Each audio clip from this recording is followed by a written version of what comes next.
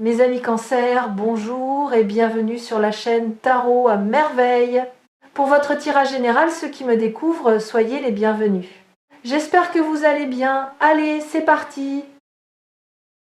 Il y a de l'argent qui vous cherche en ce moment.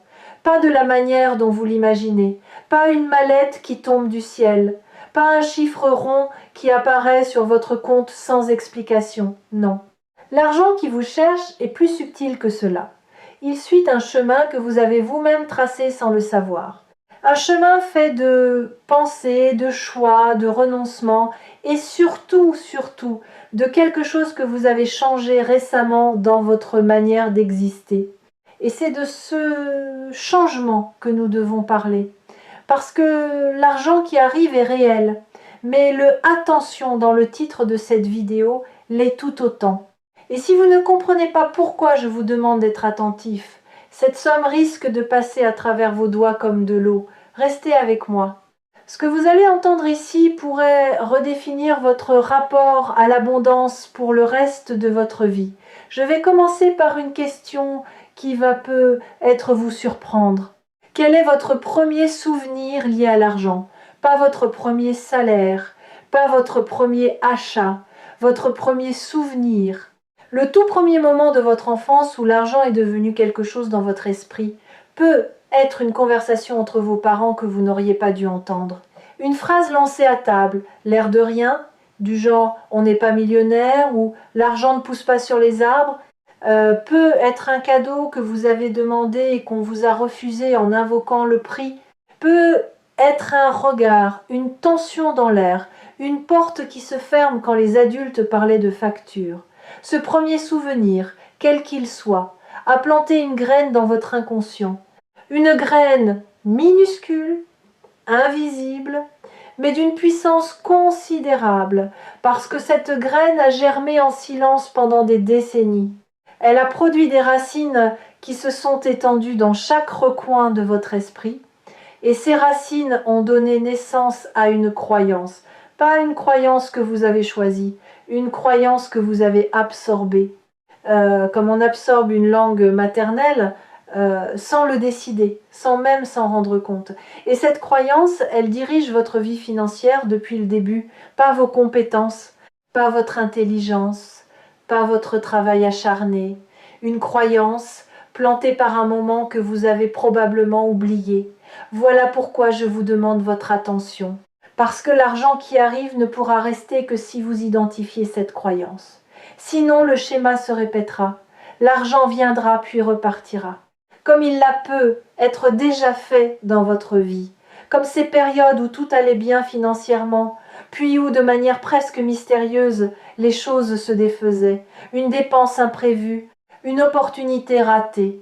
Un choix qui, rétrospectivement, semblait saboter exactement ce que vous veniez de construire.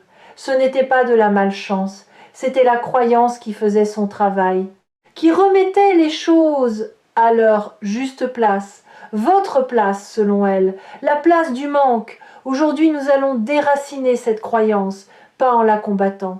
On ne combat pas une racine, on la déterre, on la regarde, on comprend comment elle s'est formée. Et une fois qu'elle est exposée à la lumière de la conscience, elle perd sa capacité à vous contrôler. Pensez à votre rapport actuel avec l'argent, pas ce que vous en dites publiquement, ce que vous en ressentez secrètement. Quand vous regardez votre compte en banque, que se passe-t-il dans votre corps? De la tension, du soulagement, de la honte, de l'anxiété? Quand quelqu'un autour de vous réussit financièrement, quelle est votre première réaction? La vraie, celle d'avant le sourire poli, de la joie sincère, un pincement, un pourquoi pas moi qui passe comme un éclair. Quand vous pensez à l'idée d'avoir beaucoup d'argent, vraiment beaucoup, que ressentez-vous? De l'excitation ou une forme subtile de malaise, comme si cette idée ne vous était pas destinée. Ces réactions ne mentent pas, elles sont la voix de la croyance souterraine. Et elles vous révèlent exactement ce qui, en vous, empêche l'abondance de s'installer durablement. Je ne suis pas en train de vous dire que tout est dans votre tête. Les réalités économiques existent. Les difficultés matérielles sont concrètes. Mais il y a une dimension que les chiffres ne captent pas. Une dimension intérieure qui détermine en grande partie comment vous accueillez, gérez et conservez ce qui vient à vous. Deux personnes peuvent recevoir exactement la même somme d'argent et en faire des choses radicalement différentes, non pas parce que l'une est plus intelligente que l'autre, mais parce que leur relation intérieure avec cette somme est fondamentalement différente. L'une se sent légitime, l'autre se sent en sursis. Et vous, dans quelle catégorie êtes-vous en ce moment ? Avant de répondre trop vite, laissez-moi vous dire une chose. La catégorie dans laquelle vous vous trouvez aujourd'hui n'est pas une fatalité. C'est un état temporaire, un reflet de vos croyances actuelles, pas de votre potentiel réel. Et les croyances, contrairement à ce que beaucoup pensent, ne sont pas gravées dans la pierre. Elles sont gravées dans l'habitude. Et les habitudes se changent, pas du jour au lendemain, pas avec un claquement de doigts, mais avec de la conscience, avec de la patience, avec cette volonté douce, mais persistante, de choisir chaque jour une pensée différente quand l'ancienne se présente. Quand la voix du manque murmure « il n'y en aura jamais assez », vous pouvez choisir de répondre calmement, sans forcer. Il y en a toujours eu assez pour que je sois encore debout aujourd'hui. Et cette réponse n'est pas du déni, c'est un fait. Vous êtes encore là, vous avez traversé chaque tempête financière de votre vie, chacune, sans exception. Et vous êtes toujours debout. Cette résilience n'est pas ordinaire, elle est la preuve vivante que quelque chose en vous sait naviguer, même dans les eaux les plus agitées. Voici ce que je perçois pour vous, vous êtes à la lisière. Exactement à la frontière entre l'ancien paradigme et le nouveau. L'ancien paradigme, c'est celui où l'argent est une source de stress, un sujet tabou, une récompense qu'il faut mériter par la souffrance, ou pire, une preuve de valeur personnelle. Dans cet ancien paradigme, votre estime de vous-même monte et descend avec votre solde bancaire. Vous êtes votre situation financière. Et quand cette situation est fragile, vous vous sentez fragile. Le nouveau paradigme, celui vers lequel vous migrez en ce moment, est radicalement différent. Dans ce paradigme, l'argent est une énergie, ni bonne ni mauvaise, neutre comme l'eau. L'eau peut irriguer un jardin ou inonder une maison. Ce n'est pas l'eau qui décide, c'est le canal dans lequel elle circule. Et vous êtes ce canal. La qualité de votre rapport avec l'argent détermine si cette énergie vous nourrit ou vous submerge. Ce changement de paradigme, vous l'avez entamé sans vous en rendre compte. Il a commencé le jour où vous avez cessé de vous sentir coupable pour un achat qui vous faisait plaisir. Ou le jour où vous avez refusé un travail qui payait bien, mais qui vous détruisait de l'intérieur. Ou le jour où vous avez donné de l'argent à quelqu'un sans calculer, sans attendre de retour, simplement parce que votre cœur vous l'a dicté. Ces moments, aussi ordinaires qu'ils paraissent, sont des actes révolutionnaires. Ils sont les preuves que vous commencez à séparer votre valeur intrinsèque de votre valeur marchande. Et cette séparation est la condition première pour accueillir l'abondance véritable. L'argent inattendu dont il est question dans cette vidéo arrive précisément parce que cette séparation est en cours. L'univers ne récompense pas, l'univers répond. Il répond à votre fréquence. Et votre fréquence en matière d'abondance vient de changer, pas de manière spectaculaire, de manière organique, comme un instrument qu'on accorde et qui soudain produit une note plus juste, plus claire, plus belle.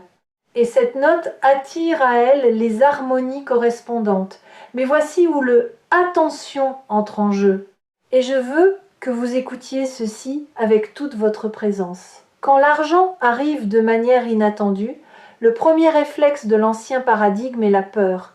Pas la peur de l'argent lui-même, la peur de le perdre. Et cette peur crée une contraction. Vous serrez, vous agrippez, vous stockez avec l'anxiété de celui qui sait que ça ne durera pas. Et en faisant cela, vous envoyez un signal clair à votre propre réalité. Ceci est temporaire. Ceci n'est pas normal. Ceci va m'être repris. Et la réalité fidèle écho de vos croyances, s'exécute. Le piège n'est donc pas l'argent qui arrive. Le piège, c'est votre réaction face à cet argent. C'est ce que vous faites dans les heures, les jours qui suivent sa réception. C'est l'histoire que vous vous racontez à son sujet. Si l'histoire est j'ai eu de la chance, ça ne se reproduira pas, alors effectivement, cela ne se reproduira pas. Vous aurez écrit la fin avant même que l'histoire ait eu le temps de se déployer. Mais si l'histoire est différente, si l'histoire est ceci est le début de quelque chose, pas une anomalie. Si l'histoire est je suis quelqu'un vers qui l'abondance peut circuler naturellement, régulièrement, sans que j'aie à m'épuiser pour la mériter, alors le canal reste ouvert. Et ce qui était un ruisseau peut devenir une rivière. Je voudrais vous emmener un moment dans un endroit de votre mémoire, un endroit que vous visitez rarement, l'endroit où vous gardez vos rêves d'enfant, liés à l'argent, pas les rêves adultes, calculés, raisonnables, les rêves d'enfant. Ceux d'avant, les croyances limitantes, ceux d'avant, les leçons sur la rareté, quand vous étiez petit, que rêviez-vous de faire avec de l'argent? Peut être offrir quelque chose à quelqu'un que vous aimiez, peut être voyager vers un endroit qui vous faisait rêver, peut être construire quelque chose, peut être simplement ne plus voir cette tension sur le visage de vos parents. Ces rêves d'enfant sont importants parce qu'ils révèlent votre relation originelle avec l'abondance, avant la contamination, avant les filtres. Et dans la plupart des cas, ces rêves n'étaient pas égoïstes, ils étaient généreux, connectés aux autres, orientés vers la joie plutôt que vers l'accumulation, ce qui signifie que votre nature profonde, votre relation authentique avec l'argent n'est pas celle du manque ou de la cupidité, c'est celle du partage et de la création. Et revenir à cette nature profonde, c'est ouvrir la porte que des années de conditionnement avaient scellée. Il y a un exercice que j'aimerais vous proposer, pas un exercice compliqué. Quelque chose de simple que vous pouvez faire dès ce soir. Prenez un billet de banque, n'importe lequel, le plus petit que vous ayez, tenez-le dans vos mains et regardez-le, vraiment, regardez-le, pas comme un moyen de paiement, comme un objet. Sentez sa texture entre vos doigts, observez les détails que vous n'avez jamais remarqués. Et pendant que vous le tenez, demandez-vous qu'est-ce que je ressens? De la neutralité? De l'attachement? De l'anxiété? À l'idée de le dépenser? Du mépris? Ce que vous ressentez face à ce simple billet est un miroir exact de votre relation avec l'abondance. Et cette relation peut être transformée, pas en changeant de compte en banque, en changeant de regard. Maintenant, imaginez que ce billet est un messager. Il vient d'un réseau immense de circulation. Avant d'arriver dans vos mains, il a voyagé. Il est passé par des dizaines, peut être des centaines de mains. Chacune de ces mains l'a tenu avec une émotion différente. Certaines avec gratitude, d'autres avec peur, d'autres encore avec indifférence. Et ce billet continue son voyage. Il passera par d'autres mains après les vôtres. Votre rôle n'est pas de le retenir. Votre rôle est de le faire circuler avec intention, avec conscience, avec la certitude profonde qu'un autre viendra prendre sa place et un autre après lui. Parce que l'argent, comme l'eau, comme l'air, comme l'amour, est fait pour circuler. Il ne meurt que quand il stagne. Cette compréhension de la circulation est la clé de voûte de tout ce dont nous parlons. La plupart des gens traitent l'argent comme une ressource limitée qu'il faut accumuler et protéger. Et dans une certaine mesure, la prudence est sage. Mais il y a une différence fondamentale entre la prudence et la contraction. La prudence dit « je gère avec soin ». La contraction dit « je retiens par peur ». La prudence est un acte de sagesse. La contraction est un acte de survie. Et quand vous vivez en mode survie, l'univers vous envoie exactement de quoi survivre. Juste assez, jamais plus. Parce que c'est le signal que vous émettez. Juste assez. Ce dont vous avez besoin maintenant, c'est d'élargir ce signal, de passer de juste assez à plus qu'assez, non pas par avidité, par expansion, par ouverture, par la décision consciente de vous autoriser davantage. Quelque chose me pousse à vous dire ceci. Ce que vous avez traversé financièrement, les périodes de manque, les moments où vous comptiez chaque centime, les nuits où l'inquiétude vous empêchait de dormir, tout cela n'a pas été vain. Tout cela vous a enseigné quelque chose que l'abondance seule n'aurait jamais pu vous apprendre, la valeur de ce qui ne s'achète pas, le prix inestimable de la tranquillité d'esprit, la richesse d'un lien humain sincère qui ne dépend d'aucun chiffre. Vous avez acquis, à travers ces épreuves, une sagesse financière qui ne se trouve dans aucun livre de développement personnel, la sagesse de celui qui a touché le fond et qui sait, dans chaque cellule de son corps, qu'il ne veut plus y retourner, pas par peur, par connaissance. Cette sagesse est votre atout le plus précieux dans ce qui arrive, parce que l'argent inattendu qui se présente ne tombe pas dans les mains d'un novice. Il tombe dans les mains de quelqu'un qui connaît le prix des choses, qui sait distinguer le superflu de l'essentiel, qui ne confondra pas abondance et excès. Et c'est précisément ce type de personne que l'univers choisit pour porter des sommes plus importantes. Parce que cette personne ne sera pas détruite par l'argent, elle sera portée par lui. Ceux qui ont trouvé leur chemin jusqu'à Tarot à merveille savent que les messages partagés ici ne sont jamais des promesses vides, ce sont des miroirs, des invitations à regarder ce que vous portez déjà en vous et que vous n'osez pas encore reconnaître. Et ce que vous portez en ce moment, c'est une capacité d'abondance que vous n'avez jamais pleinement activée. Non pas parce que vous n'en étiez pas capable, mais parce que personne ne vous avait donné la permission. Et la vérité libératrice, c'est que vous n'avez jamais eu besoin de cette permission. Elle a toujours été en vous. Je veux aborder un point que peu de gens osent évoquer quand ils parlent d'argent. La culpabilité. Il existe une culpabilité silencieuse liée au désir d'abondance. Une partie de vous peut être influencée par l'éducation, par la culture, par certaines croyances héritées, considère que vouloir de l'argent est suspect, que c'est matérialiste, que c'est superficiel, que les gens bien ne pensent pas à l'argent, que la spiritualité et l'abondance financière sont incompatibles, et cette culpabilité agit comme un frein invisible. Elle vous empêche de demander la rémunération que vous méritez. Elle vous pousse à brader vos talents. Elle vous fait sentir coupable quand vous dépensez pour vous-même. Observez comment cette culpabilité fonctionne dans votre quotidien. Vous entrez dans un magasin, vous voyez quelque chose qui vous plaît, quelque chose qui n'est pas nécessaire mais qui vous ferait du bien, et immédiatement la voix intérieure se déclenche. Tu n'en as pas besoin, c'est du gaspillage. Pense aux factures, il y a des gens qui n'ont rien. Cette voix semble raisonnable, elle semble responsable. Mais écoutez bien ce qu'elle dit vraiment. Elle ne dit pas tu n'en as pas besoin, elle dit tu ne le mérites pas. Et il y a un gouffre entre ces deux phrases. La première est un choix financier. La seconde est un jugement sur votre propre valeur.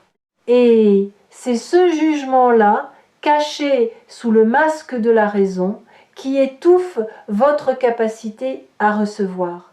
Parce que recevoir de l'argent et s'interdire d'en profiter, c'est comme ouvrir une fenêtre et garder les volets fermés. La lumière est là, mais elle ne rentre pas. L'abondance n'est pas seulement la quantité d'argent que vous possédez, c'est la liberté que vous vous accordez d'en jouir, de l'utiliser pour nourrir votre vie, votre bien-être, votre joie, sans justification, sans excuse, sans cette petite gymnastique mentale qui transforme chaque plaisir en calcul. Déconstruisons cela ensemble. L'argent en soi n'a aucune moralité, il n'est ni vertueux ni vicieux. Il est un outil, un amplificateur. Il amplifie ce que vous êtes déjà. Si vous êtes généreux, l'argent vous rend plus généreux. Si vous êtes créatif, l'argent nourrit votre créativité. Si vous êtes bienveillant, l'argent étend la portée de votre bienveillance. Refusez l'argent par principe, c'est refuser l'outil qui pourrait multiplier votre impact positif dans le monde. Et quel sens cela a-t-il? La spiritualité authentique ne méprise pas la matière. Elle l'habite pleinement. Elle comprend que le monde physique, y compris l'argent, est un terrain d'expression pour l'âme. Que prendre soin de ses finances, c'est prendre soin de sa stabilité, de sa liberté, de sa capacité à choisir la vie que vous voulez vivre plutôt que celle que les circonstances vous imposent, et que cette liberté de choix est l'une des conditions les plus fondamentales pour vivre en alignement avec soi-même. L'argent entre les mains de quelqu'un d'éveillé devient un instrument de beauté, un moyen de soutenir les causes qui comptent, de créer des espaces de joie, de transmettre à ceux qu'on aime non pas des biens mais des possibilités. Alors libérez-vous de cette culpabilité. Elle ne vous appartient pas. Elle appartient à ceux qui vous l'ont transmise, souvent sans le vouloir, souvent parce qu'ils la portaient eux-mêmes. Vous pouvez la déposer maintenant. Comme on dépose un manteau qui n'est pas le vôtre et qui n'a jamais été à votre taille, parlons de ce qui va se passer concrètement. L'argent inattendu qui arrive peut prendre plusieurs formes. Une opportunité professionnelle que vous n'aviez pas anticipée, un remboursement oublié, un projet qui aboutit après une longue gestation, un cadeau, une porte qui s'ouvre dans un domaine que vous n'aviez pas exploré. La forme exacte importe peu. Ce qui importe, c'est votre état intérieur au moment où cette somme se présentera. Et votre état intérieur, en cet instant précis, est en train de se calibrer. C'est exactement ce que fait cette vidéo. Elle recalibre votre fréquence, elle adoucit les résistances, elle dénoue les nœuds de culpabilité, de peur et de doute qui bloquaient la circulation. Chaque mot que vous entendez agit comme un solvant doux sur les croyances rigides, pas en les détruisant brutalement. En les assouplissant suffisamment pour que la lumière passe à travers. Si ce message résonne en vous avec une force particulière, les énergies captées ici sur Tarot à Merveille vous concernent directement. Et je vais vous dire pourquoi. Parce que vous n'êtes pas quelqu'un qui arrive ici par hasard, vous êtes quelqu'un qui arrive ici par alignement. Par cette forme d'intelligence silencieuse qui vous guide vers les mots exacts dont vous avez besoin, au moment exact où vous en avez besoin. Voici ce que je vous invite à faire dans les jours qui viennent. Changez un seul mot dans votre vocabulaire intérieur. Un seul. Remplacez dépenser par circuler. Quand vous achetez quelque chose, au lieu de penser « je dépense », pensez « je fais circuler ». Ce changement semble anodin. Il ne l'est pas du tout. Dépenser implique une perte, quelque chose qui diminue, qui s'en va. Circuler implique un mouvement, un cycle. Ce qui part revient sous une autre forme. L'énergie de l'argent est une énergie de circulation, pas de stagnation. Et quand vous la laissez circuler avec confiance, sans agrippement, sans angoisse, elle circule plus abondamment. Pas parce que c'est magique, parce que c'est mécanique. Un canal ouvert laisse passer plus d'eau qu'un canal étranglé par la peur. Un dernier mot. Cette somme qui arrive, accueillez-la avec la dignité de quelqu'un qui sait qu'il la mérite, pas avec l'excitation frénétique de celui qui n'en revient pas, pas avec la méfiance de celui qui attend le piège, avec la tranquillité sereine de celui qui comprend que l'abondance n'est pas un accident. C'est un retour, le retour de l'énergie que vous avez semée par votre travail, votre générosité, votre persévérance et votre courage d'être vous-même dans un monde qui récompense la conformité. Vous avez été courageux, plus que vous ne le mesurez. Et le courage finit toujours par être honoré. Pas toujours dans les délais que nous espérons, mais toujours dans les proportions que nous méritons. Il y a un dernier enseignement que je veux partager avec vous avant de conclure. L'argent a une mémoire, pas une mémoire littérale, une mémoire énergétique. L'argent que vous recevez avec gratitude porte en lui l'empreinte de cette gratitude. Et cette empreinte influence ce que cet argent va créer dans votre vie. L'argent reçu avec peur crée des situations de peur. L'argent reçu avec culpabilité crée des situations de culpabilité. Mais l'argent reçu avec sérénité, avec la conscience tranquille de celui qui sait qu'il est dans le flux naturel de la vie, cet argent-là crée de la stabilité, de l'expansion, de la paix. Quand cette somme arrivera, et elle arrivera, prenez un moment, juste un moment, avant de calculer, avant de planifier, avant de réfléchir à ce que vous allez en faire. Prenez un moment pour remercier. Pas quelqu'un en particulier, la vie elle-même, le mouvement mystérieux qui a conduit cette énergie jusqu'à vous. Et dans ce remerciement, ancrez la certitude que ce n'est pas la dernière fois, que ce qui vient est le premier chapitre d'une histoire plus longue. Une histoire où l'abondance n'est plus l'exception mais la norme, où recevoir n'est plus une surprise mais une conséquence naturelle de qui vous êtes devenu. Gardez ce message près de vous. Revenez y puiser quand le doute frappe. Et rappelez-vous chaque jour que Tarot à merveille est là, comme un phare discret dans la nuit, pour vous souffler ce que votre âme sait déjà, mais que votre mental a parfois besoin d'entendre. L'abondance ne frappe pas à la porte. Elle répond à une invitation, et cette vidéo est votre invitation. Envoyez, reçu, acceptez, le mouvement est lancé, faites-lui confiance, prenez soin de votre canal, l'eau arrive,